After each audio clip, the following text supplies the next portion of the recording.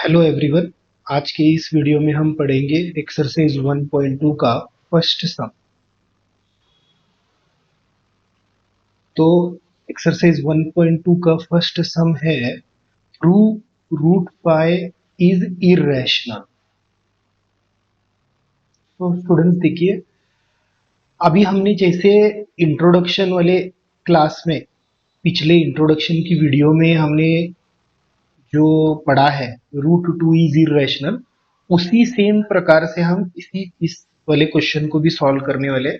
तो जिन बच्चों ने वो जो 1.2 का इंट्रोडक्शन नहीं देखा है, तो मैं उनको रिक्वेस्ट करूंगा वो 1.2 का इंट्रोडक्शन देखने के लिए, क्योंकि उसमें मैंने थ्योरम 1.2 और 1.3 पढ़ाया है, जिसमें रूट टू इज इरेशनल हम कैसे प्रूव करते हैं वो मैंने उसमें पढ़ाया है। तो वो वीडियो आप पहले देख लेना, फिर ये वाला वीडियो देखना। अभी इस वाले क्वेश्चन को भी हम सेम उसी प्रकार से सॉल्व करने वाले हैं जैसे हमने रूट टू इज इरेशनल को प्रूव किया था। बेसिकली इस वाले चैप्टर में जितने भी क्वेश्चन है वो यही सेम मेथड से ही प्रूव किए जाएंगे। ओके, चलो। तो हम सेम प्रोसीजर फॉलो करेंगे, यहाँ पर भी हम वैसे ही कॉन्ट्राडिक्शन मेथड ही यूज करने वाले हैं। तो यहाँ पर हम लिखेंगे let us assume, let us assume on the contrary, on the contrary that root phi is is a rational number, is a rational number. Okay, अभी जब हम इसको एक रैशनल नंबर करके बोल रहे हैं तो हम फिर इसको p बाई क्यू नहीं तो फिर a अपॉन b के फॉर्म में हम इसको लिख सकते हैं, है ना।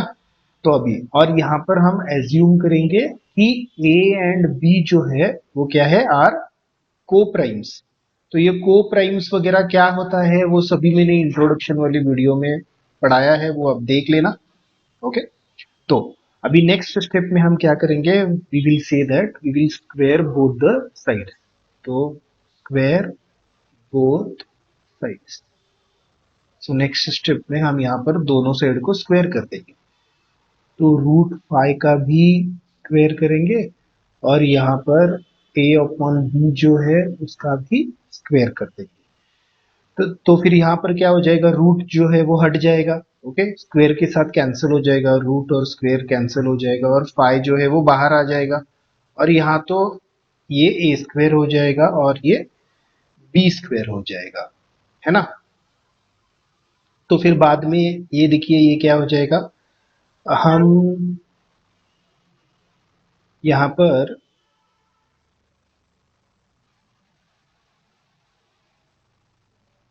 हम यहाँ पर ऐसे कर सकते हैं, मैं बी को इस तरफ लेकर आता हूँ। ओके, मैं b को इस तरफ लेकर जाता हूँ इक्वल टू के इस तरफ, तो फाइव के साथ आके ये मल्टीप्लाई हो जाएगा और फाइव को उस तरफ भेज देता हूँ तो ये ए स्क्वेयर के आके डिनोमिनेटर में बैठ जाएगा। तो अभी आप देख सकते हो कि यहाँ पर क्या हो रहा है, a square is divisible, a square is divisible by five. और हमने 1.2 थ्योरम में देखा है कि अगर ए स्क्वेयर 5 से डिवाइड होता है तो फिर ए भी क्या हो जाना चाहिए, डिविजिबल बाय 5 हो जाना चाहिए, according to theorem, by theorem 1.2। Okay, 1.2 theorem से फिर ये दो, अगर ए स्क्वेयर 5 से डिवाइड हो रहा है तो फिर ए भी 5 से डिवाइड हो जाएगा, यही हमने पढ़ा है थ्योरम 1.2 में। ओके, तो फिर अभी नेक्स्ट स्टेप में हमें क्या करना है, हमें ले लेना है एक, हमें रिप्लेस करना है ए की वैल्यू, हम बोलेंगे कि instead of A use five C. Okay, तो हम बोलेंगे use A is equal to five C. तो अभी देखो ये वाला जो हमारा स्टेप था वो हम इसको ले लेंगे और यहाँ पर ए के जगह पर फाइव सी करके हम रिप्लेस कर देंगे उसको। तो five B square is equal to A square और 5b² is equal to a के जगह पर यूज करेंगे 5c, और स्क्वायर जैसे है वैसे ही यहाँ पर रखेंगे। तो आप ये स्टेप्स थोड़े आप याद कर लेना। ओके, ये सभी वो रूट 2 इज इरेशनल ऐसे ये थ्योरम के सभी वो स्टैंडर्ड स्टेप्स है। तो थोड़ा अंडरस्टैंडिंग भी करना है, थोड़ा स्टेप्स भी याद रखना है, दोनों करके थ्योरम्स ऐसे टाइप के सम्स जो है वो सॉल्व हो जाएंगे। ठीक है, तो अभी 5b² इज इक्वल टू 5×5 = 25 हो जाएगा, और ये c² हो जाएगा। ठीक है, अभी हम 5 को इस तरफ भेज देते हैं। ओके, तो b² is equal to 25c² upon 5। तो 5 जो है वो इधर आने के बाद डिनोमिनेटर में आ जाएगा, तो 5×1 = 5 हो जाएगा, 5×5 = 25 हो जाएगा। तो ये क्या हो जाएगा, b² is equal to 5c² हो जाएगा। ओके, और अभी हम 5 को इस तरफ भेज देंगे, तो b² upon 5 is equal to c²। तो अभी आप देखो, पाई जो है वो b के डिनोमिनेटर में आ गया है, मतलब क्या हो रहा है कि b² is divisible by pi. फिर हमें पता है, जो हमने वो थ्योरम जो देखा है कि b is also divisible by pi हो जाएगा, अकॉर्डिंग टू जो हमने इंट्रोडक्शन क्लास में देखा है, अकॉर्डिंग टू थ्योरम 1.2। ओके, तो यहाँ पर क्या हो रहा है, एक्चुअली यहाँ पे वो कॉन्ट्राडिक्शन जो है वो हो जाता है, जहां पे हम स्टार्टिंग में एज्यूम करते हैं कि ए और बी क्या है, को प्राइम्स है, यानी कि ए अपॉन बी के कॉमन फैक्टर्स क्या है, सिर्फ 1 है करके हम एज्यूम करते हैं। लेकिन अभी क्या हो रहा है, अगर आप देखोगे तो ए जो है वो 5 के साथ भी डिवाइड हो रहा है, और बी जो है वो 5 के साथ, बी भी 5 के साथ डिवाइड हो रहा है, मतलब दोनों के कॉमन फैक्टर्स में 5 भी आ गया।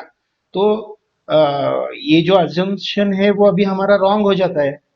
ओके, तो यहाँ पर ही कॉन्ट्राडिक्शन जो है वो हो जाता है। ठीक है, तो अभी हम उसको सेंटेंस फॉर्म में ऐसे लिखेंगे कि pi is a common factor of both A and B, और लिखेंगे this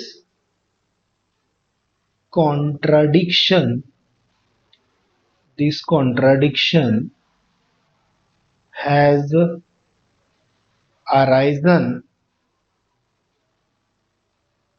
because of our incorrect assumption। मतलब पहले जो हमने एज्यूम किया वो इनकरेक्ट हो रहा है करके हम लिख रहे हैं। जो हमने एज्यूम किया कि √5 इज अ रैशनल नंबर, जो हमने एज्यूम किया स्टार्टिंग में, वो इनकरेक्ट है करके हम बोल रहे हैं। तो वो इनकरेक्ट है, तो फिर करेक्ट क्या है, करेक्ट ये है कि √5 is an irrational number, so therefore √5 is an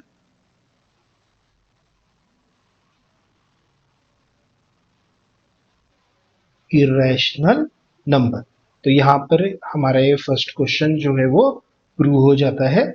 second question के लिए मिलेंगे नेक्स्ट वीडियो में। थैंक यू, चैनल को लाइक शेयर और सब्सक्राइब कर देना। Thank you very much.